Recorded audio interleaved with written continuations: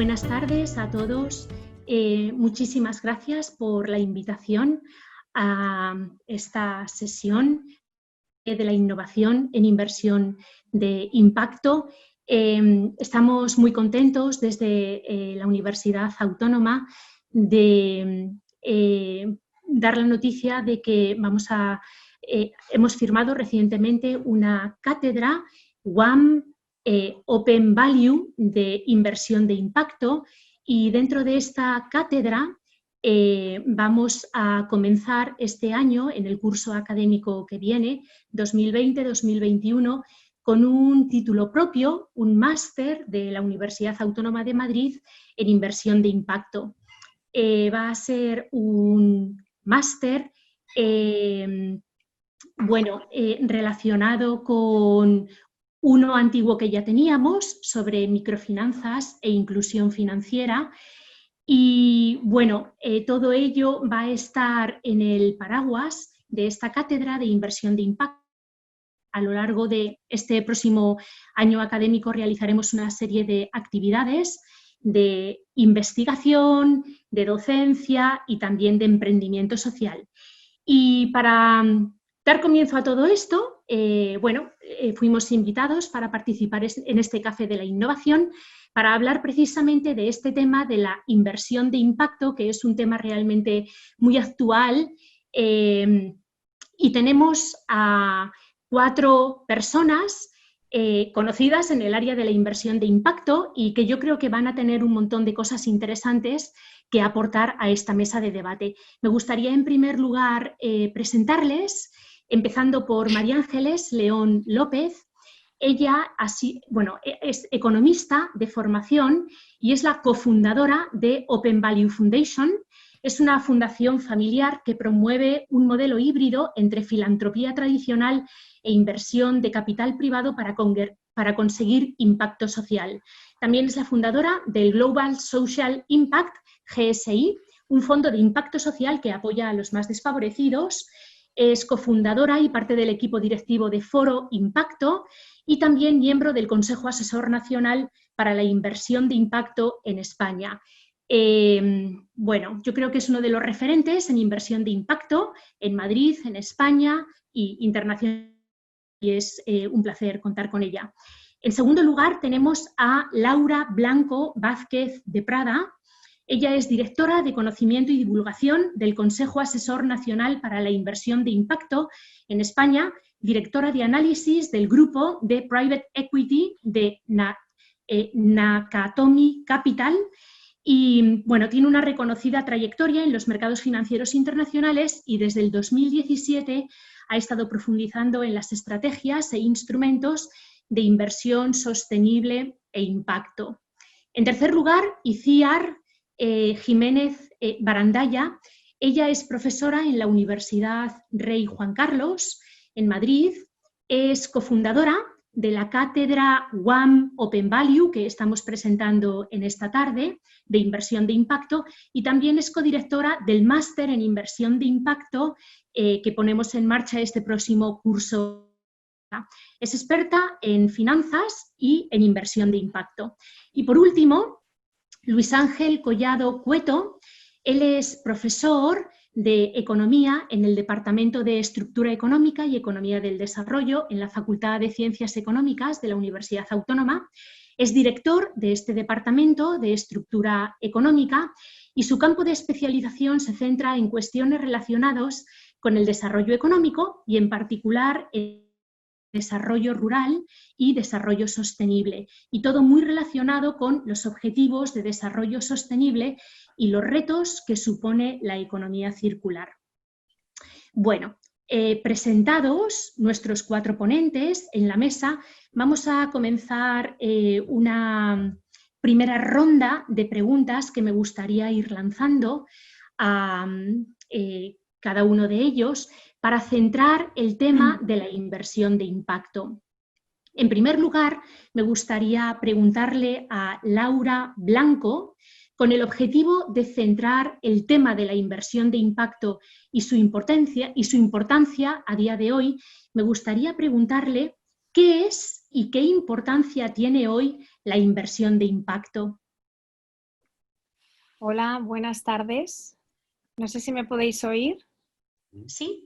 Bueno, pues muchas gracias por invitarme a este foro que me parece muy relevante. Bueno, para contestar a tu pregunta directamente, en el Consejo Asesor Nacional hemos hecho un gran trabajo que nos ha llevado tiempo. María Ángeles lo sabe bien porque estuvo allí desde el principio, y entre un gran número de participantes, identidades y organizaciones y personas del ecosistema de la inversión de impacto en España, y también en contacto con otras organizaciones internacionales como son el GSG, una plataforma internacional de la que el Consejo Asesor Nacional Español es miembro, y que es una de las mayores plataformas ahora con más autoridad en inversión de impacto en el mundo. Hemos definido la inversión de impacto como aquella inversión que reúne 3 requisitos. Primero, tiene que tener intencionalidad de generar un impacto positivo en la sociedad y o el planeta. En segundo lugar, ese impacto tiene que ser medible, y medible para ser gestionable. Y en tercer lugar, tiene que, además de tener el impacto social, es decir, un retorno social positivo, tiene que tener un retorno financiero. Esos serían los 3 requisitos de la inversión de impacto, como nosotros la definimos, que es una definición bastante estándar en el mundo. Y en cuanto a la importancia, pues yo te contestaría con una pregunta, ¿no? ¿Importancia con respecto a qué? Porque si empezamos a hablar desde un punto de vista cuantitativo, la inversión de impacto ahora mismo en el mundo, según las cifras de GIN, que es una red de inversores de impacto global, que es la que computa el tamaño del mercado, las cifras más recientes que se publicaron hace un año son de aproximadamente 500.000 millones, un poquito más de 500.000 millones de dólares en el mundo. Y estamos comparando eso con la cifra de activos financieros existentes en el mundo a nivel global. Estamos hablando de pues aproximadamente 200 millones de billones de dólares. Y de esos, la mitad son los que podemos comerciar o podemos hacer trading en mercados financieros. Y de esos 100 millones aproximadamente, o más bien 100 millones de billones, aproximadamente la mitad son estrategias que se conocen como ASG, ambientales, sociales y gubernamentales. Por tanto, a lo que voy con todo esto es que me parece importante cuantificar la inversión de impacto, y la importancia realmente no reside en la cifra global de inversión de impacto ahora mismo, porque como vemos es muy pequeña con respecto a lo que es el sistema financiero que tenemos en nuestros días, vamos ahora, ¿no? Sino que la importancia reside más bien en el poder transformativo que tiene la inversión de impacto, y yo me centraría mucho en eso, porque realmente la inversión de impacto, en la manera en la que persigue intencionalmente resolver un reto urgente que tenga la sociedad del planeta, y que además mide ese impacto para gestionarlo, lo que nos permite es redirigir capital a aquellas oportunidades de inversión que generen más y mejor impacto. Y eso tiene una capacidad transformativa tremenda para mejorar nuestra sociedad, nuestro planeta, y para incluso reformar o rediseñar nuestro sistema capitalista, porque al final lo que estamos haciendo con la inversión de impacto es integrar el impacto dentro del binomio tradicional del sistema financiero, que es rentabilidad financiera ajustada al riesgo. Entonces, la inversión de impacto permite pasar de ese binomio al trinomio, que incorpora, además de esas dos variables de rentabilidad financiera y riesgo, el impacto positivo que se genera. Eso, bueno, puede mover montañas. Muy bien, muchísimas gracias.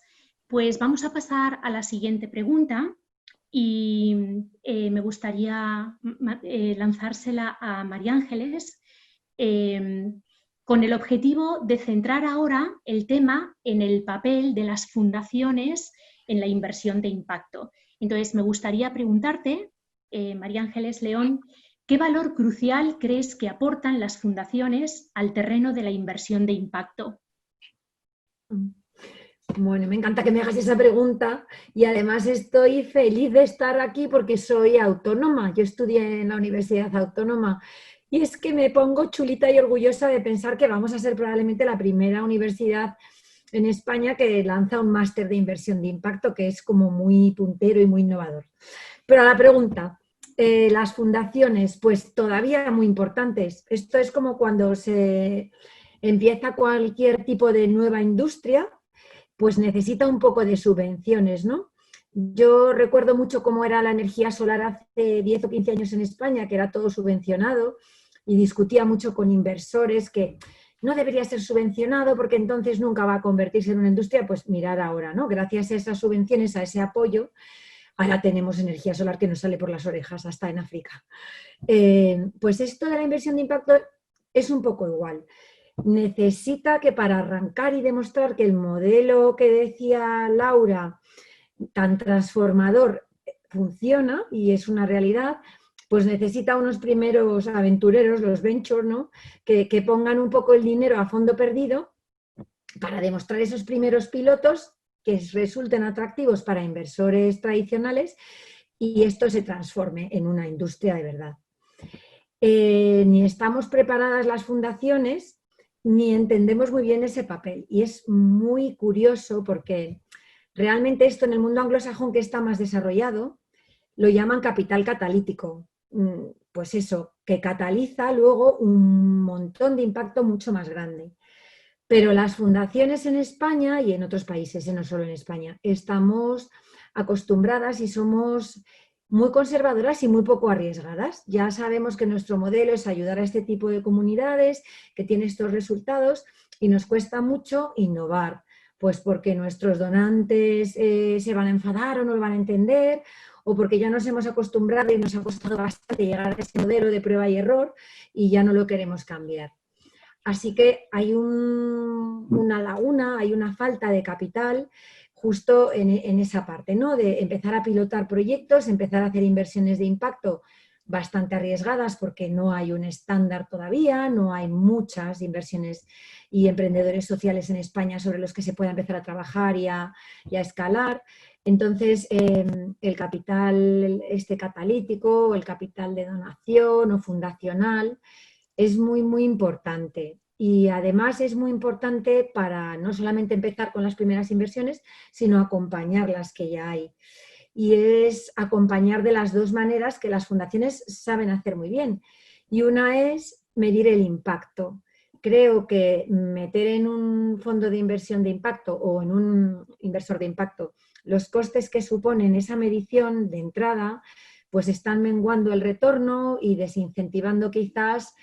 Pues no tengo conocimiento sobre eso, no hay un estándar de mercado, pero eso sí que veo que las fundaciones tendrían esa función y es hacer medición de impacto de los fondos, que hubiera ahí una sinergia y una colaboración, sobre todo en los primeros años que esta industria se está desarrollando. Y después también me parece que tienen un rol muy importante en las asistencias técnicas que se han hecho siempre en los proyectos de desarrollo, pues aplicarlas aquí en los proyectos de emprendimiento social, en las empresas sociales que van a acabar transformando el mundo, ¿no? Esas son las dos funciones que yo veo que tienen, pero cuesta mucho. Y cuando a una fundación te acercas diciéndole que hay un proyecto de inversión en el que ellas pueden ayudar, lo primero que te dicen es: voy a perder el dinero. Pero si ya lo has perdido, alma de cántaro, si lo donabas antes, utilízalo para catalizar más impacto, para movilizar dinero que sí que va a invertir, ¿no? Pero bueno, que esto da para mucho, que yo creo que me paso de tiempo, que tengo mucho rollo. Muy bien, muy bien. No os pasáis de tiempo, va todo muy bien. Bueno, en tercer lugar me gustaría lanzar una pregunta a Itziar Jiménez, profesora de la Universidad Rey Juan Carlos, y bueno, codirectora del máster de inversión de impacto que vamos a poner en marcha este próximo año. Itziar, ¿cómo crees que se puede trasladar este interés mundial en la inversión de impacto al ámbito universitario? Eres profesora en la universidad y estamos tratando de poner en marcha un proyecto educativo, un máster universitario en inversión de impacto, con lo cual es necesario, tiene tirón. ¿Por qué un máster en inversión de impacto? Bueno, ¿qué consideras? ¿Cómo se puede trasladar este interés al mundo universitario? La verdad es que primero me pone muy contenta ver aquí, porque yo no sé a dónde le he dado, pero estoy viendo aquí los nombres de toda la gente que está. Y entonces estoy viendo aquí alumnos míos que andan por aquí y me pone muy contenta verles por aquí, porque este año además hemos estado discutiendo mucho en clase sobre estas cosas, a ellos les ha gustado mucho. Y me encanta verlos por aquí. Bueno, pues desde la universidad intentamos siempre que los dos pilares, investigación y educación, vayan enfocados a lo que manda la realidad, ¿no? Entonces, como nos venían contando Laura y María Ángeles, bueno, pues es un hecho, ¿no? que tiene un interés importante la inversión de impacto, pero también es un hecho que es una realidad o una industria naciente, ¿no? O sea, si nos ponemos a ir hacia atrás, ¿no? A las raíces de la inversión de impacto, bueno, hay estudios que la sitúan en el siglo XVIII, cuando las instituciones religiosas se preocupaban por saber dónde ponían su dinero, ¿no? Que hubiera un sentido ético en sus inversiones, ¿no? Pero lo cierto es que hasta el último cuarto del siglo pasado no comienza ese gran movimiento de responsabilidad social, que además va a Mike Wu, que tú bien lo conoces, de la mano de las microfinanzas, ¿no? Y desemboca en ese pacto global de la ONU en el 99, que ya se convierte en la mayor iniciativa, ¿no? de responsabilidad social a nivel mundial, ¿no? De la mano todo esto, además, también ese último cuarto de siglo de la preocupación por el medio ambiente, con las cumbres de la Tierra desde el año 70, ¿no? Entonces, hay como una toma de conciencia progresiva en el mundo de la asunción de responsabilidad de nuestras actuaciones, ¿no? O sea, las empresas empiezan a preocuparse por qué efectos generan nuestras actuaciones en el mundo, ¿no? En la cumbre del milenio del año 2000 hay un poner ya nombre a cada uno de los objetivos que se persiguen, pero ya nos contará luego Luis, que él es experto en esto, cómo todavía se afina más la definición de los objetivos en el año 2015, ¿no? Y hay un impasse, yo diría, un impasse en los años 2006-2007, porque en 2006 Kofi Annan, que es el presidente era el presidente de la ONU, lanza los principios de inversión responsable para que signatarios de todo el mundo consigan empezar a exigir el cumplimiento de criterios sociales, ambientales y de gobierno, ¿no? Pero es que además la Fundación Rockefeller, por su parte, un conjunto de inversores, como contaba Laura antes, definen por primera vez lo que es la inversión de impacto. Entonces, si nos ponemos a hablar del fenómeno como tal, el fenómeno nace con su nombre en el año 2007. Entonces, ¿qué pasa? Que en la investigación en la universidad estamos todavía en una fase muy descriptiva, muy exploratoria, ¿no? De esa realidad. O sea, hay mucha investigación, es verdad que hay muchísimo interés y muchas ganas, ¿no? de delimitar la inversión de impacto, pero hay todavía pocos estudios que sean más experimentales, más confirmatorios, ¿no? Todavía nos falta seguir andando y, como decía María Ángeles, es que claro, es que todavía estamos debatiendo en el mercado cómo medir el impacto. Entonces, ¿cómo haces un estudio en el que demuestras que la inversión ha generado impacto si todavía se está debatiendo en la realidad, ¿no? Entonces, andamos construyendo, ¿no? Desde el punto de vista de la investigación. Y claro, si nos vamos al otro pilar, al de la educación, pues con las mismas, la universidad empieza a tomar conciencia de qué importante es esto. Y comentabais que es el primer máster que lanzamos en inversión de impacto puramente, sí, en España. Y hay pocos programas en el mundo. Oxford, Harvard incluyen en alguno de sus programas algo de inversión de impacto, la Wharton School también, INSEAD, pero son programas muy puntuales, ¿ok?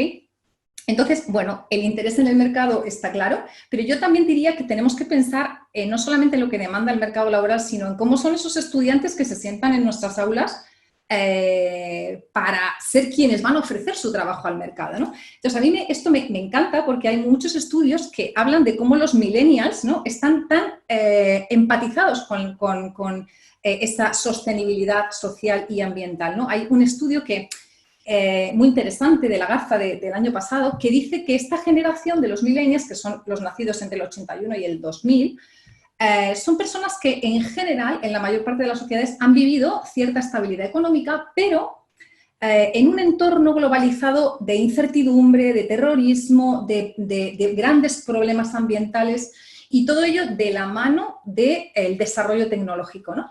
Entonces, claro, no piden lo mismo ellos en las aulas que pedíamos nosotros cuando estábamos en la universidad, ¿no? Ellos están dispuestos a pagar más por marcas que apuestan por valores de sostenibilidad social y ambiental. Hay un estudio de Nielsen del año 16 que te dice que el 73% de estos estudiantes de los millennials estarían dispuestos a pagar por esas empresas. Otro posterior de Morgan Stanley que afirma lo mismo, ¿no? Que es que ellos están convencidos de que con sus decisiones de inversión pueden aliviar la pobreza, pueden ayudar al cambio climático. Entonces, claro, tenemos dos partes muy interesantes. Una es el mercado laboral que nos pide que demos formación en inversión de impacto, que pide analistas sociales, ¿vale? Y otra parte tenemos nuestros alumnos que es que son demandantes precisamente de este tipo de estudios. Entonces, bueno, pues yo creo que estamos en un momento ideal, ¿no? En la universidad para promover este tipo de investigación, este tipo de estudios de posgrado, este tipo de emprendimiento y bueno, yo desde luego confío en que va a ser... no sé, muy gratamente aceptado, ¿no? por el mercado en general, ¿no? Gracias, Iciar. Bueno, y en cuarto lugar, me gustaría dar paso a Luis Collado. Y bueno, me gustaría, si fuese posible, ir como bajando un poquito más a la realidad, a casos quizás más prácticos, y me gustaría proponerle a Luis o preguntarle por algún ejemplo que estuviese relacionado con la actualidad presente, a lo mejor del COVID, no sé si se te ocurre, o proyectos con impacto relacionados con los ODS, de los cuales tú sabes mucho y eres experto en ese tema. Bueno, gracias Maiko, y gracias también a los organizadores por la invitación y enhorabuena por ese máster y que además estamos muy orgullosos de acoger en la universidad, en la facultad y en mi caso, en nuestro caso, en el departamento, ¿no? Pero bueno, entrando a lo que planteas, ¿no? ¿En qué medida la realidad actual revitaliza, por un lado, esa inversión de impacto y luego en qué medida los propios ODS constituyen un marco para la inversión de impacto, ¿no? Yo creo que hay un elemento fundamental y es que el concepto de desarrollo sostenible, que es tan vago, ¿no? Que yo creo que por eso precisamente es tan aceptado por todos, porque cada uno se lo acomoda a lo que más le interesa, pues gracias a los ODS se ha logrado concretar, ¿no? Y entonces yo creo que aquí ya tenemos un avance muy importante, porque cuando queremos hablar de una inversión que contribuye a la sostenibilidad, ahora ya podemos decir qué es lo que esperamos precisamente cuando estamos hablando de sostenibilidad, ¿no? Y además no es algo que se nos haya ocurrido en la universidad o a una empresa o a un país concreto, ¿no? Es un acuerdo adoptado en 2015 en el seno de la Asamblea de Naciones Unidas por 193 estados, por lo tanto es un acuerdo mundial, es el mayor acuerdo en lo que es la concreción, no la definición, la concreción de lo que es el desarrollo sostenible, y en ese sentido yo creo que tiene que ser una guía fundamental para lo que es la determinación de la inversión de impacto. Claro, ¿cómo se relaciona inversión de impacto con los ODS? Bueno, pues yo lo veo desde un doble punto de vista, ¿no? Primero, lo que es la consecución como tal de los objetivos del desarrollo sostenible, ¿no? La UNCTAD estima que para alcanzar los objetivos del desarrollo sostenible es necesaria una inversión anual entre 5 y 7 billones de dólares anual desde el 2016 que se empezaron a aplicar hasta el 2030 para conseguir los objetivos, ¿no? Y de esos 5 o 7 billones anuales, se estima que solamente uno será gasto público, ¿no? Por lo tanto, es necesario movilizar la inversión privada en pos de la consecución de esos objetivos. Por lo tanto, si necesitamos movilizar la inversión privada, es necesario vincular la inversión privada con esos objetivos y, en la medida de lo posible, tratar de determinar cuál es su contribución, ¿no? El segundo elemento en el que me interesa donde veo la relación es que, claro, es una cosa que antes planteasteis varias, pues Laura, María Ángeles o la propia ICIAR, cuando hablamos eso de cómo relacionar o cómo medir esos impactos, ¿no? Que ese es el gran reto que tenemos, es decir, ¿cómo mido esos impactos, ¿no? Entonces, claro, cuando se utilizan pues los KPIs para Key Performance Indicators para medir los impactos de las inversiones, etcétera, que posiblemente sean hasta más concretos y nos ayuden más a medir, porque luego hay que ver que tenemos tipos de inversión muy diferentes, ¿no? No es lo mismo medir el impacto de una inversión directa que medir el impacto de una inversión en cartera a través de mercados secundarios, ¿no? Pues todo eso dificulta mucho más lo que es la medición de una determinada inversión, ¿no? Pero dicho esto, aunque los ODS son relativamente generales de cara a medir el impacto de la inversión, yo creo que tienen un poder comunicativo fundamental. Y eso para la sostenibilidad es muy importante. Le pasa lo mismo que al concepto posiblemente de huella ecológica, ¿no? Que también es un concepto, esa huella, ¿no? Ese impacto, que cuántas hectáreas necesitamos cada uno de los ciudadanos de un determinado país para poder abastecernos en cuanto a energía, materiales, etcétera, ¿no? Bueno, pues es casi ficticio o muy aproximado, pero tiene un poder comunicativo muy importante, ¿no? Porque uno sabe las hectáreas que tiene disponibles en el país y cuántas está ocupando realmente por el hecho de tener el sobreconsumo. Bueno, pues lo mismo nos pasa con los ODS, ¿no? Que ya los empezamos a ver en todos los sitios, ¿eh? Los hemos visto en el hall de la facultad, por ejemplo, los hemos visto en distintos sitios de la universidad, pero es que también se empiezan a ver en el día a día, es decir, los empezamos a encontrar. Y el poder comunicativo que van a tener, y eso que solamente llevamos pues, 4 años prácticamente, ¿no? O ni 4 años con los ODS, creo que es necesario tenerlo presente, sobre todo para poder vincular y para reforzar el poder comunicativo y para poder explicar a la gente mejor en qué medida sus inversiones, su inversión directa o su inversión en cartera, etcétera, está ligada a algún tipo de objetivo de desarrollo sostenible, ¿no? Y aquí quería añadir otra cuestión más, y es ese poder comunicativo, ¿no? que tienen y el poder estructurante, sobre todo si tenemos en cuenta también que distintos analistas de la relación entre los ODS y las inversiones estiman que aproximadamente el 13% de los ODS constituyen incluso una oportunidad para la realización de inversiones. Es más, uno, si se lee el texto de Naciones Unidas, puede identificar ahí cómo Naciones Unidas está señalando sectores de inversión clave para el cumplimiento, y son sectores, ya digo, de inversión directa, pero también puede ser hasta inversión indirecta en carteras, ¿no? Por lo tanto, ya digo, hay un vínculo muy importante entre los ODS de forma genérica, pero incluso, ya digo, en 13 de ellos hay oportunidades importantes para la inversión. Yo creo que eso es algo que tenemos que tener en cuenta, porque, como antes se decía, se trata de que sean inversiones que sean rentables en lo financiero, pero también rentables en lo social, ¿no? Y para no pasarme de tiempo, termino con una cuestión que también quería destacar, y es, se me acaba de ir precisamente por esta cuestión, pero bueno, sí, una cosa que quería decir es, está ligado con la pregunta que me hacías, Michael, al principio, de la relación que hay entre la inversión y los ODS, ¿no? Y se liga también con una cuestión, con algo que comentó Laura, y es la intencionalidad, la importancia que haya un vínculo entre esa inversión y el ODS al que supuestamente se pretende vincular. ¿Qué quiere decir con esto? Es decir, lo que quiere decir es que si estoy haciendo una inversión, por ejemplo, en infraestructuras que están relacionadas, por ejemplo, pues con el agua, o estoy haciendo una inversión en infraestructuras que están relacionadas con la energía, pues tiene que haber una intencionalidad también y una relación con el ODS, y no solamente una intencionalidad, sino incluso una coherencia. Es decir, no sería aceptable decir que un determinado proyecto de energías, de inversión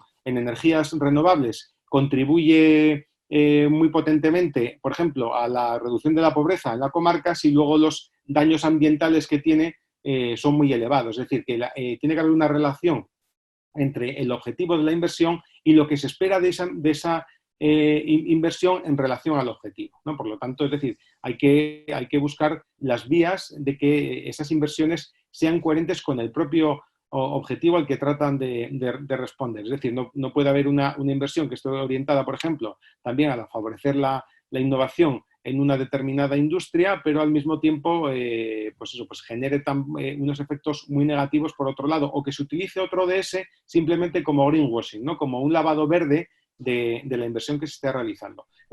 Por lo tanto, ya digo, creo, y y a modo de cierre, ¿no? Creo que ayuda mucho a darle coherencia, a dar coherencia y a concretar la sostenibilidad, y creo, y resalto, que son una oportunidad para la inversión, pero también una oportunidad para comunicar el efecto que tienen esas inversiones sobre la sostenibilidad. Muchas gracias, Luis. Pues, a ver, nos quedan aproximadamente 15 minutos para concluir con la mesa redonda y después abrir todas las preguntas al público, para que el público pueda profundizar un poco más en algo que ellos estén interesados, y creemos que ese realmente es un tiempo muy rico, con lo cual queremos respetarlo, pero me gustaría coger una cosa muy puntual de lo que habéis hablado cada uno de vosotros para que más brevemente, a lo mejor un minutito o un minuto y medio, podáis contestar de una forma más directa. De esta forma, a lo mejor podemos tener una segunda ronda de preguntas, ¿vale? Y según cómo vaya, después damos paso al público en general. En primer lugar, Laura, como miembro del Consejo Asesor Nacional para la Inversión de Impacto, imagino que tienes una visión muy global de la inversión de impacto, de lo que está ocurriendo en nuestro país. Entonces, me gustaría preguntarte cuáles son los agentes que tú consideras que están más involucrados en la inversión de impacto en España, en el caso de España, también para que las personas que nos están escuchando puedan ir metiéndose en este mundo de la inversión de impacto. Bueno, yo creo que todos los actores del ecosistema, cuando hablamos del ecosistema, nosotros en el Consejo Asesor, de la manera en la que trabajamos el ecosistema es en 3 bloques. El bloque de la oferta de capital, es decir, los propietarios del dinero, para que nos entendamos, los inversores. Luego es la demanda de capital, que serían fundamentalmente emprendedores sociales, ONGs que quieran ser sostenibles y que tengan pues, operaciones, ¿no? O sea, que sean proveedoras de bienes o servicios para colectivos desfavorecidos, etcétera, o para el medio ambiente.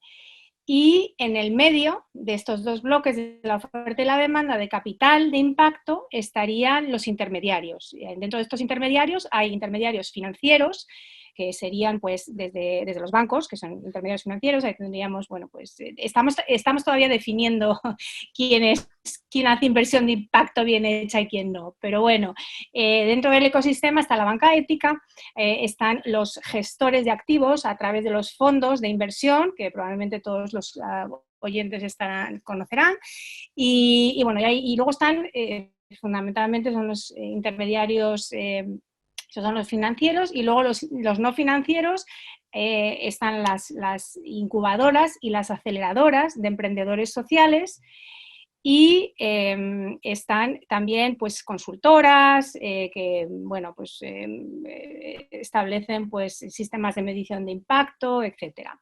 Me he dejado en los asset owners, en el bloque de la oferta, las fundaciones. Quiero especificar que las fundaciones, María Ángeles es una de las propietarias, es una de las inversoras, ¿no? De las propietarias de los activos. Lo que pasa es que, claro, hay inversores como son grandes patrimonios o son pues fondos de pensiones, inversores institucionales, y luego hay el sector, es otro propietario de activos, también puede invertir perfectamente. En España pues tenemos el ICO, tenemos Cofides, son bueno, pues entidades del sector público que pueden invertir en impacto. Y luego están las fundaciones, que son las que María Ángeles está tratando de empujar, y todos desde el Consejo también estamos tratando de empujar a ver si conseguimos que se animen más. Entonces, ahora mismo hay una buena representación de actores en España en cada uno de estos campos. Y hay actores muy pioneros, o sea, María Ángeles es un ejemplo, una fundación muy pionera. Os habéis dejado decir que María Ángeles está en el consejo de la European Venture Philanthropy Association, que bueno, es uno de los organismos en Europa que, bueno, pues a una de las autoridades, ¿no?, en buenas prácticas, en mejores prácticas de filantropía con esa mezcla de inversión. Y luego, bueno, es que hay muchos actores, pero vamos, hay una buena representación. Digamos que no sé, tenemos fondos, o sea, gestores como puede ser CREAS, que son súper pioneros, empezaron en el año 2008 en España, cuando aquí nadie hablaba de inversión de impacto.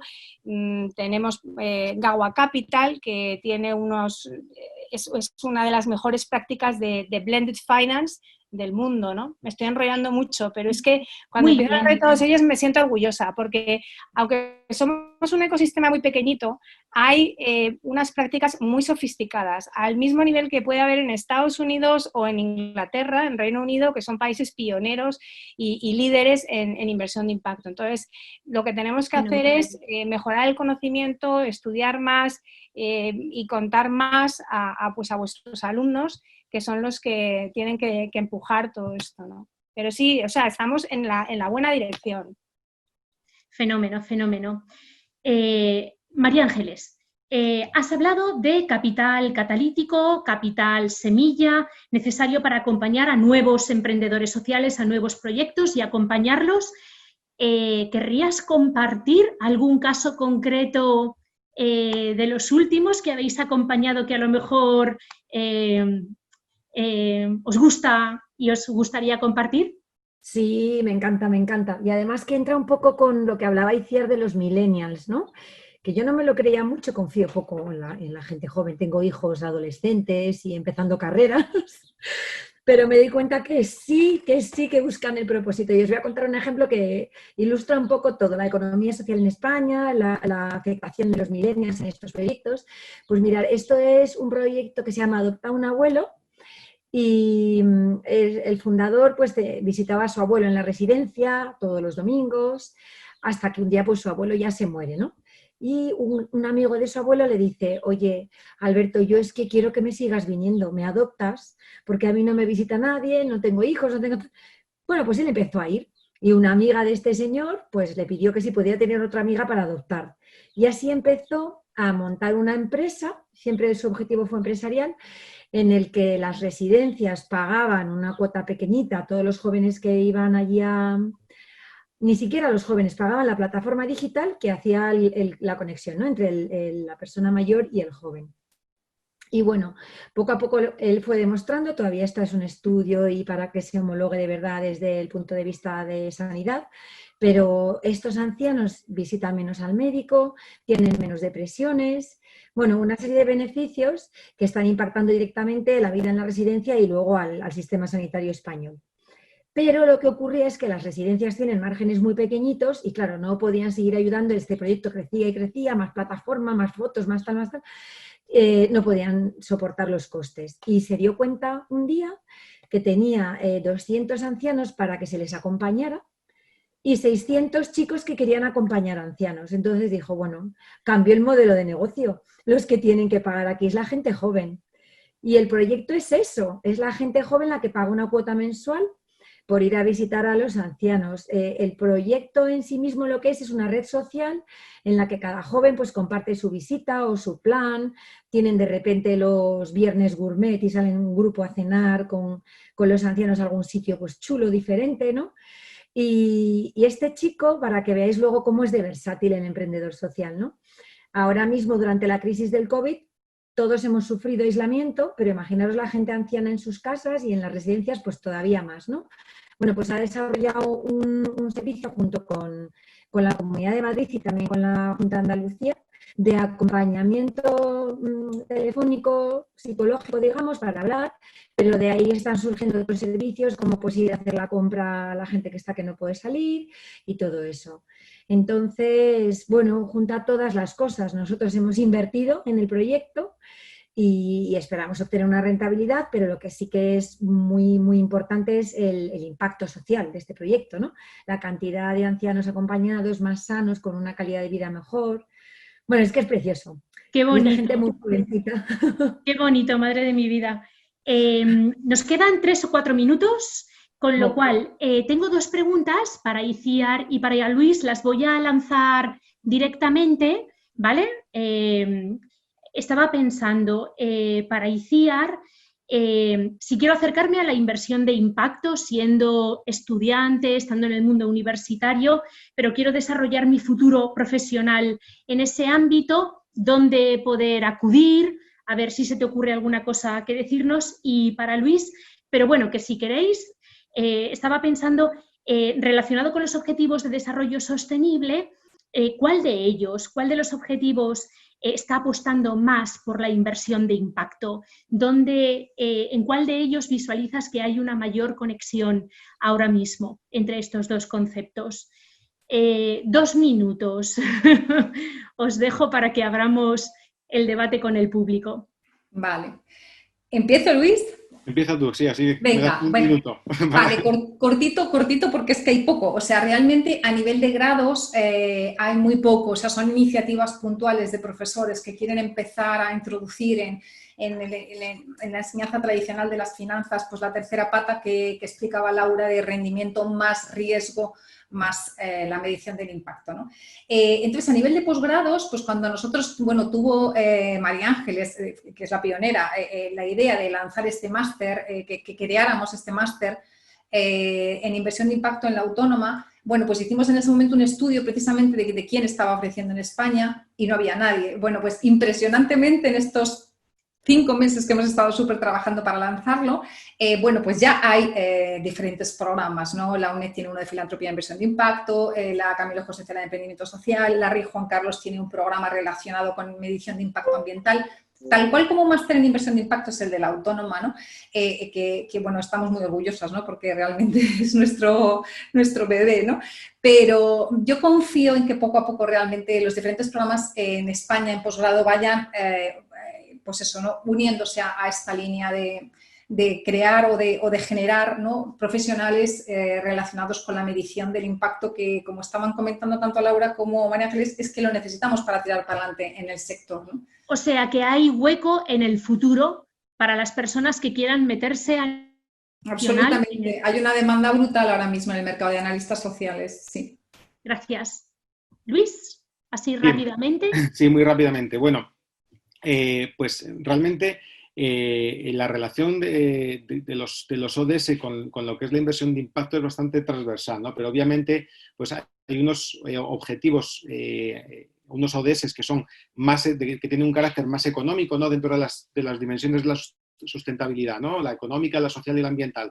Pues dentro de lo que es la dimensión económica, los objetivos de trabajo decente y crecimiento económico, ¿no? El de industria, innovación e infraestructuras, el de ciudades y comunidades sostenibles o el de consumo responsable, consumo y producción responsable. Esos objetivos son los objetivos en los cuales las inversiones deberían, cualquier inversión que se haga, porque están muy ligados a lo que son inversiones, deberían tener en cuenta tanto cuáles son los objetivos y las metas de esos ODS propios, como los impactos que generan sobre los demás, ¿no? Pero aún así hay en el resto, en los que pueden ser pues más de carácter ambiental, ¿no? Pues como lo que es agua limpia y saneamiento, o por ejemplo, pues el de energía limpia. Pues se abren muchas oportunidades también, oportunidades de inversión y de generar inversión de impacto, ¿no?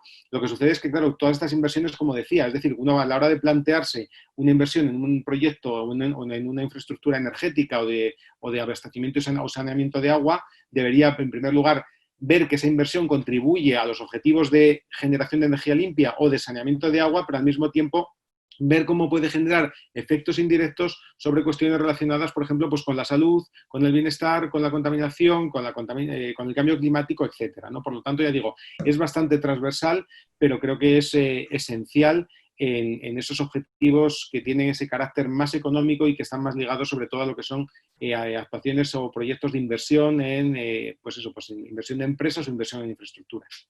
Ok, fantástico. Sí, yo creo que destacarías la palabra transversalidad. Vamos a quedarnos con esa. Pues ha llegado el momento de abrir un debate más amplio y que haya una participación del público que está escuchando y lanzar preguntas más concretas a cualquiera de los 4 ponentes sobre algún tema que desean profundizar. Hola. Bien, yo trabajo en la propia Universidad Autónoma en el área de emprendimiento. Entonces, mi pregunta es más bien para María Ángeles o o tal vez para Laura.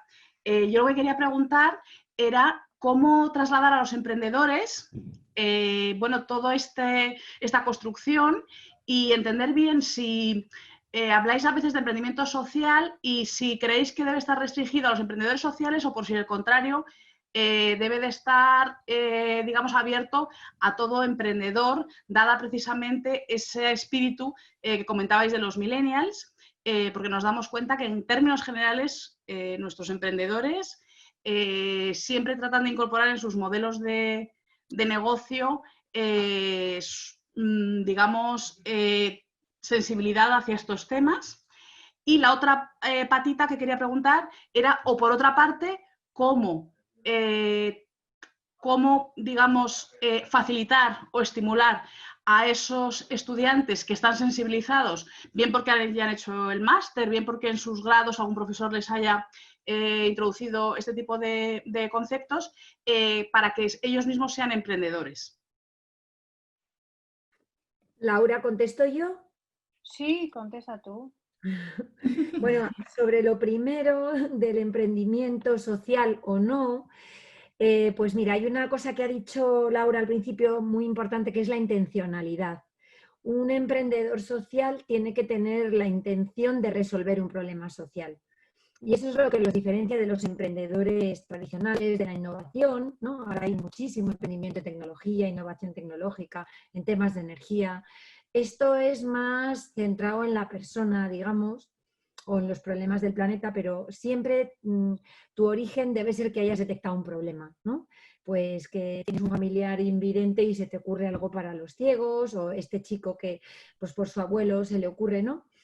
Esa es la intencionalidad que debe tener siempre el inversor social. Dicho eso, nosotros estamos pensando en lanzar un fondo de emprendimiento social en España y nos hemos dado cuenta que probablemente después de esta pandemia la crisis entre las empresas pequeñas y autónomos va a ser tan profunda que nos parece que cualquier proyecto que mantenga y sostenga los empleos de estas personas que podríamos decir que ahora mismo están en situación de vulnerabilidad, podría ser también un emprendimiento social. O sea que va muy ligado a lo que tú quieras cambiar, a tu empresa, lo que está pensando cambiar y si eso de verdad es un beneficio para la sociedad, digamos, ¿no? Así de una manera amplia. Pero hay muchos matices. Hay emprendedores normales que son sociales sin saberlo, hay emprendedores que se dicen sociales que en realidad tanto no lo son. Bueno, hay que ver caso a caso, pero así en el número gordo y dada la crisis que nos viene, para mí cualquier generación de empleo o mantenimiento de empleo en España será un emprendimiento social. Y después, ¿cómo estimular a los alumnos? Pues mira, es que la única manera que yo veo es las historias, contar historias de éxito. Lo que nos gusta y cómo entendemos las cosas es cuando alguien ya lo ha hecho, ¿no? Pues eso, ir acumulando casos de éxito, presentarles, porque son todos muy especiales, la verdad. Este mundo está lleno de gente maravillosa, pues hacer sesiones de 2 o 3 emprendedores y que les cuenten. Y te abre la cabeza muchísimo.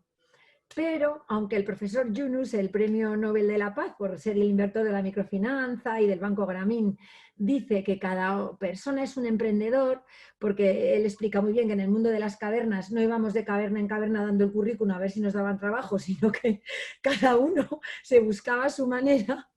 Creo que en el mundo actual no todo el mundo es un emprendedor. Y yo en mi familia lo he visto, yo vengo de familia de emprendedores. Oye, pues no lo he sido, ya está, no tienes a veces esas capacidades, eres mejor gestor de personas o mejor, no sé, ¿no? Entonces hay que detectar que tengan estas capacidades y para eso, pues la verdad es que hay bastantes encuestas, hay procesos de coaching y no todos somos emprendedores. Yo añadiría, yo sí puedo añadir 2 cosas rápidamente, así Claro que sí. por lo que ha dicho María Ángeles. Primero, que yo creo que también la regulación pues contribuye a generar o a facilitar que el que tiene el espíritu emprendedor, el que no lo tiene no, pero el que lo tiene, lo aflore. Pero si la regulación que tenemos para una persona, un chico joven o una chica joven que tiene una idea y quiere dedicarse a desarrollarla, resulta que para montar una empresa tiene que contratar a un abogado, tiene que desembolsar no sé cuánto, pues ya la cosa se empieza a complicar. Entonces, a lo mejor habría que facilitar todo eso desde un punto de vista regulatorio y habría que dedicar capital público a apoyar a esos emprendedores, porque si queremos que haya una clase empresarial que se dedique a resolver retos sociales y medioambientales, que los tenemos y que podamos transformar nuestra sociedad, el sector público tiene ahí un rol que jugar. Y es importante destacar eso. Nosotros desde el Consejo Asesor estamos tratando de involucrar al capital público en los países donde se ha desarrollado el ecosistema. El gobierno lo ha apoyado. O sea, esto es una cosa muy reciente, muy incipiente y tiene que tener apoyo. Y la segunda cosa es que en María Ángeles de los emprendedores sociales también hay que romper barreras y ampliar España de empresa social, y acotamos mucho y nos fijamos mucho en el tipo de gobernanza para definir facilidades o no, y quizás estamos en un momento en el que hay que mirar de una forma más amplia si queremos realmente transformar nuestra sociedad. Gracias a las dos. Hay una persona con la mano levantada, Javier González.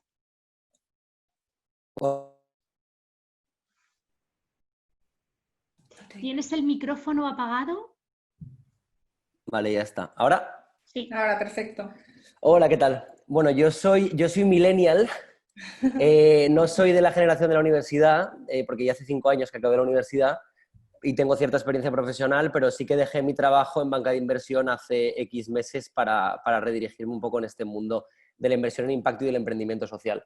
Y entonces volví a España en este momento del COVID para un poco buscar mi camino en este ámbito. Yo estoy haciendo el curso de la fundación de Open Value, que está muy bien, o sea que muchas gracias, María Ángeles. Y la verdad es que soy un poco crítico con España en ese sentido y estoy de acuerdo con la pregunta anterior, que el ecosistema, no sé yo si está muy preparado para una masa de demandantes de empleo muy alta, porque la verdad que los fondos de inversión que hay en este momento me da la sensación de que son bastante pocos y con pocas ofertas de empleo. Es mi impresión, ¿eh? Es mi impresión. O sea, no quiero quitar mérito al trabajo que ya se ha hecho, desde luego, pero quiero decir que me parece que como que está ciertamente algo limitado. Y el mundo del emprendimiento social, en el que estoy investigando ahora mismo, también me parece que está algo limitado. Entonces, mi pregunta es más sobre el ecosistema internacional. Yo hice una beca que se llama la beca ICEX y me he movido mucho por países, y mi pregunta es más sobre el ecosistema internacional, sobre qué polos a nivel internacional son buenos para poder movernos, poder ir allá a tomar formación buena y poder volver aquí a España, quizás implementarla más a largo plazo. Entonces, yo ya he investigado que, bueno, Londres puede ser un buen polo, y para toda la cooperación al desarrollo y todo el tema de inversión en impacto en América Latina y Caribe, quizás la Ciudad de México, Bogotá, pero quería un poco saber un poco sobre el ecosistema internacional, porque mis investigaciones en el ecosistema español y con la crisis que se nos viene encima no son demasiado positivas sobre el empleo en este sector por ahora. Pues a ver, Laura, ¿no? ¿alguno de los 4 que quiera? Yo si queréis contesto, pero no quiero hablar demasiado tampoco. Venga, adelante. Yo creo que aporta algo así breve y a lo mejor después alguien más puede añadir alguna otra cosa. Sí, bueno, a ver, en España, claro, tenemos un ecosistema incipiente, entonces sí, es verdad que las oportunidades, bueno, son limitadas, pero hay oportunidades. Si quieres ser emprendedor social, pues es más fácil, bueno, no sé si es más fácil, pero bueno, tienes más posibilidades que si vas a buscar un trabajo a una empresa para hacer emprendimiento social dentro de una empresa, o sea, o a una consultora, pues a lo mejor ahí va a ser un poco más complicado, no lo sé. Pero sí, si quieres ir a otros países, pues el Reino Unido apoya mucho el ecosistema y es un ecosistema muy avanzado, pero por lo que digo, porque el gobierno lo ha apoyado mucho. Francia no es mal sitio tampoco, tienen un ecosistema bastante avanzado y que se apoya mucho. Y en general hay muchas ayudas de la Unión Europea a esto. O sea, este es un tema que preocupa mucho en Europa porque es una de las maneras en las que la Unión Europea, la Comisión en concreto, está pensando en bueno, cómo reequilibrar nuestro estado de bienestar, y esta es una solución. Entonces, también desde la Unión Europea hay muchos programas que bueno, están disponibles. Holanda es un país también que tiene un ecosistema muy avanzado. No sé, es que en Europa en general yo creo que esos son los más avanzados, y Alemania también, ¿no? Asia es un muy buen sitio. Asia lo que es Hong Kong, Singapur, Corea, tienen también ecosistemas muy avanzados y hay muchas oportunidades allí. ¿Alguno más queréis aportar algo? Sobre América Latina, que había comentado Javier de México.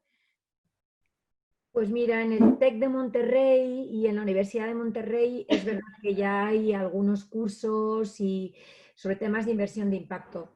No conozco muy bien Latinoamérica porque nuestra fundación está sobre todo en África, pero es verdad que cada vez que me cruzo con ellos están muy avanzados. O sea, nosotros hemos copiado el modelo de un fondo de fundaciones que hemos sacado de Brasil. Pues eso, en México a mí me parece que a nivel de formación están bastante avanzados también y contenidos. Sí, pero no mucho más, la verdad, no sé mucho más. Mira, yo te puedo decir, si quieres, Javier, que lo comentaba antes un poco por encima y complementando lo que está diciendo María Ángeles, que os comentaba antes que Oxford tiene un programa de 5 días como muy intensivo, el Oxford Impact Investing Program, que es más orientado a eso, ¿no? Como muy de repente un sopapo ahí, como quien dice, de inversión de impacto, ¿no? Pero luego ya más en plan programas de posgrado tienes en la Kellogg School of Management un programa de impacto social, ¿sí? Y luego en la Universidad de Pensilvania tienes también probablemente el MBA más centrado en Impact Investing Network and Training, yo creo que es ese, el de la Wharton School. Y luego en Harvard también tienes un MBA que tiene un curso opcional de inversión de impacto, ¿vale? No dirigido todo el máster de inversión de impacto, pero sí tiene un curso opcional ahí dentro de inversión de impacto, y lo mismo sucede con el MBA que ofrece INSEAD, ¿vale? Eso es lo que nosotros hemos investigado de formación internacional, que como os decía antes, igual pasado mañana salen 3 más, pero este que comentaba María Ángeles yo no lo conocía, por ejemplo. Entonces, estos son los que nosotros hemos averiguado por ahí que estaban más centrados en inversión de impacto. También se me ocurre otra cosa, pero Maiku, tú dime, pensando en oportunidades de trabajo para gente licenciada, cortísimo. La Comunidad Europea sacó una directiva el día 20, hace 5 días, en el que va a empujar muchísimo el reporte ESG de los fondos de inversión. Hacerte, pues como decíais vosotros antes, ¿no? Analista social, analista de impacto tal, ahí va a haber bastante trabajo y va a ser en corto plazo, no te vas a tener que esperar 10 años, en 6, 8 meses, 10, empezarás a ver cómo la gente tiene la necesidad de reportar. Y ahí me parece que tenéis mucho campo, la gente joven, sí. La necesidad de llevar a cabo todo tipo de evaluaciones, ¿verdad? Sí. Es un área muy potente. Tenemos otra persona con la mano levantada, Carmen Zaragoza.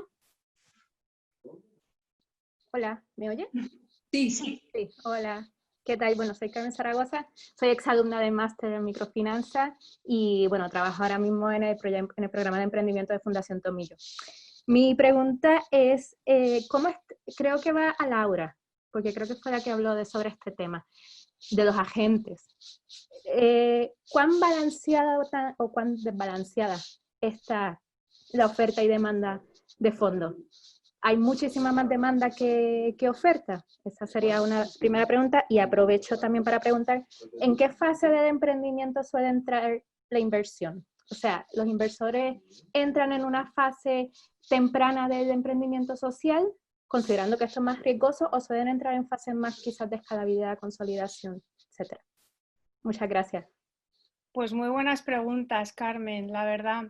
Has dado en el clavo con las dos. La primera, no te puedo contestar de una manera intuitiva, porque desde SpainLab estamos haciendo un trabajo serio de medir lo que es la oferta de capital de impacto, porque no lo tenemos, o sea, tenemos solamente medidos lo que son los fondos de impacto puros, pero estamos haciendo un trabajo más, más general y más en detalle, y nos va a llevar por lo menos un año. Un trabajo que, por cierto, está apoyando María Ángeles. Y a su vez, María Ángeles está apoyando un trabajo que está midiendo la demanda de capital de impacto. Entonces, en principio, no te puedo decir si hay un mismatch entre la oferta y la demanda. Desde luego hay demanda, hay mucha demanda de capital de impacto. Y también hay oferta. El tema es que hay que movilizarla, ¿no? Pero ahora mismo no te puedo dar cifras concretas, pero probablemente dentro de un año ya tengamos las cifras concretas.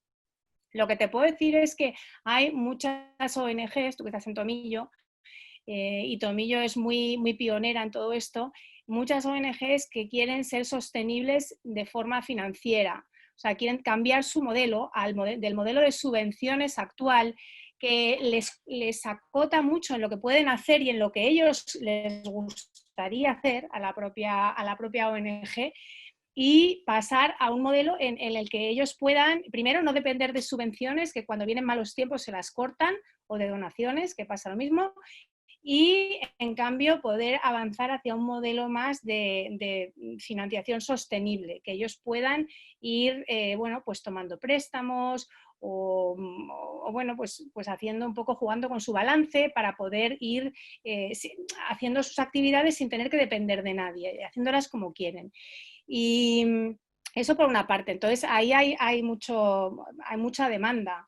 Pero claro, es un capital que tiene que ser, digamos que a veces concesionario, es decir, tiene que tener rentabilidades por debajo del mercado y por tanto sería otro tipo de inversor. Ahí entraría más bien capital público o capital fundacional que no tuviese esos requisitos de rentabilidad financiera que tienen los inversores privados. Eso por un lado. Y la otra pregunta que me decías, ¿cuándo entran los inversores? Bueno, pues es que los inversores, depende el tipo de inversor, pero lo que es importante no es tanto el inversor, sino la cantidad de financiación que necesita la empresa. La empresa tiene un ciclo de vida, desde que es una idea, un proyecto, hasta que se convierte en algo más que ya una prueba de concepto, y luego pasa, que sería una fase pues más bien semilla, luego ya va creciendo y ya entra en una fase a lo mejor de crecimiento, y en todos esos ciclos, en esas fases del ciclo de vida, tiene unas necesidades de capital que van variando. Al principio son pequeñas y de hecho, bueno, pues normalmente con amigos, familia, ahorros, bueno, pues se puede conseguir la financiación inicial para la fase inicial. Después ya puedes entrar a lo mejor en una aceleradora, una incubadora, y ellos te pueden presentar a otro tipo de inversores que a lo mejor son ya business angels, lo que se llaman business angels, y te van a dar, pues a lo mejor son necesidades de financiación, no sé, que son 20.000 euros, 30.000 euros. Entonces es un tipo de inversor que no le importan los tickets pequeños. Luego ya cuando entras en inversores que son ya pues más, digamos que están más organizados, con procesos, vehículos financieros regulados, etcétera, ya tienen costes más altos, ahí ya entras en unos tickets más grandes, entonces ya necesitas entrar en la fase de crecimiento de la empresa. Y luego ya, bueno, pues ya entras en fases maduras donde a lo mejor ya los bancos comerciales, incluso los mercados de capitales, ya te dan acceso a financiar, pero ya son cantidades mucho más grandes. No sé si he contestado lo que querías saber. Sí, muchísimas gracias. Muchas gracias. Gracias por participar, Carmen.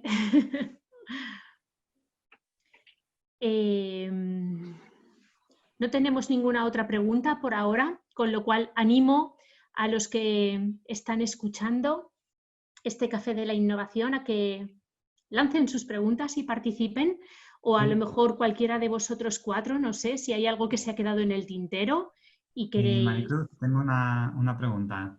José Tomás. Sí, soy José Tomás Romero, director de Innovación, Promoción y Transferencia de Conocimiento de la Fundación de la UAM.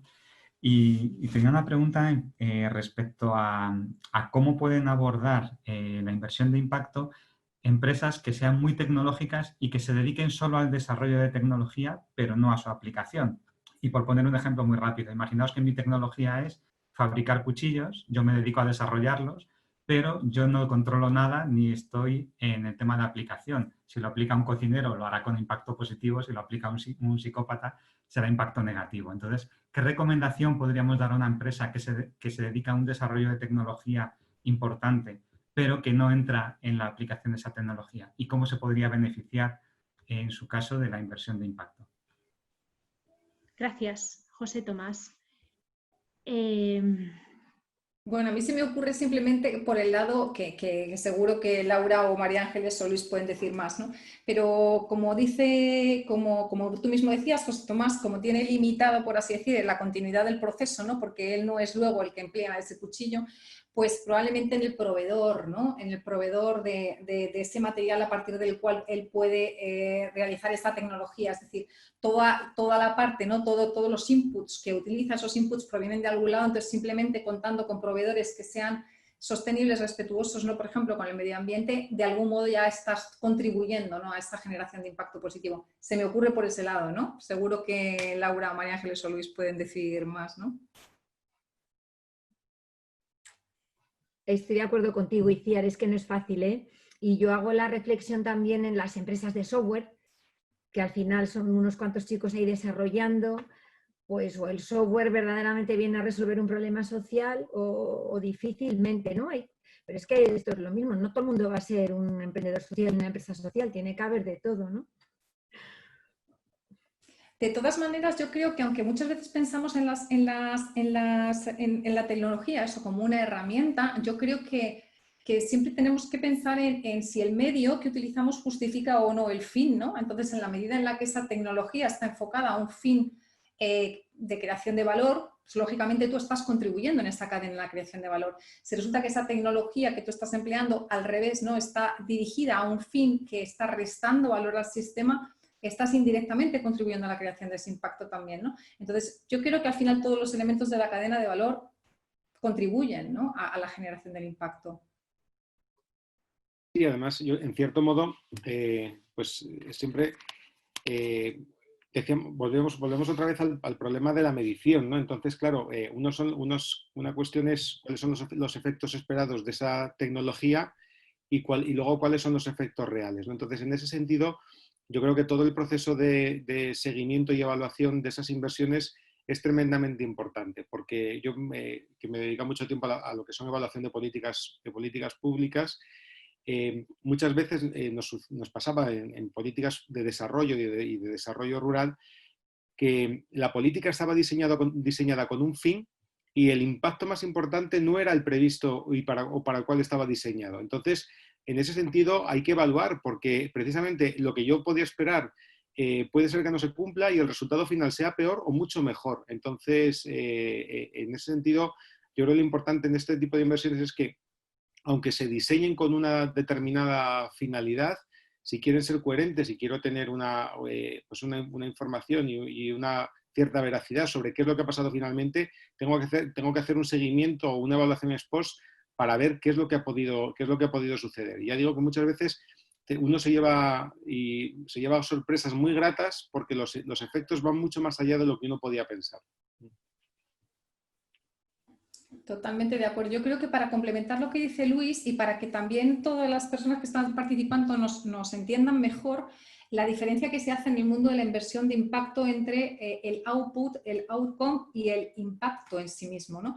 Entonces se me ocurría, por ejemplo, que en este máster que nosotros estamos lanzando en inversión de impacto, el output es en sí las clases y los talleres que reciben los chicos. El outcome es esa mejora de educación cuando finalizan al tener ya toda esa formación en inversión de impacto, pero el impacto es esa generación de valor social o medioambiental que ellos van a poder conseguir en el sistema y que no vamos a poder saber si existe o no si no hacemos una medición en ese impacto en el medio o largo plazo, no hacemos un seguimiento.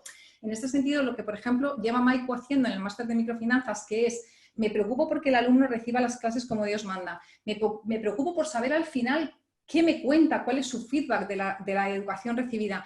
Y luego además es que sigo haciendo a ese alumno cuando se va a un seguimiento de dónde está, de en qué empresa está trabajando, de cómo le va, de qué está aportando. Eso es la medición del impacto, aislando los efectos de otras variables, ¿no?, en ese impacto. Entonces, claro, es que es muy complejo. Hay gente que mide outcomes, hay gente que mide output, hay gente que mide impacto, entonces tiene que haber al final un consenso en cuanto a qué tenemos que medir para realmente decir esto de verdad ha creado impacto, ¿no?